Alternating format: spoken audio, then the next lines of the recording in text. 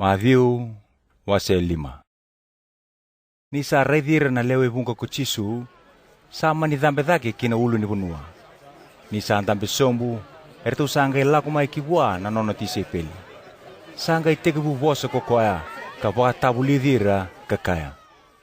Sa kalongata ko irer saya lumulmulumu ni sa non na mati ni tuba kalau malangi. Sa kalongata ko irer ndau kuni rarawa ni rana baka vengui.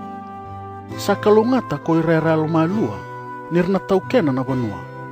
Sa kalongata ko irer biak kania ka biangunu bana kain dondono ni rana baka mamautaki. Sa kalongata ko irer ndau loloma ni rana lomani. Sa kalongata ko irer sayal sabsaba ni rana raiva na kalung.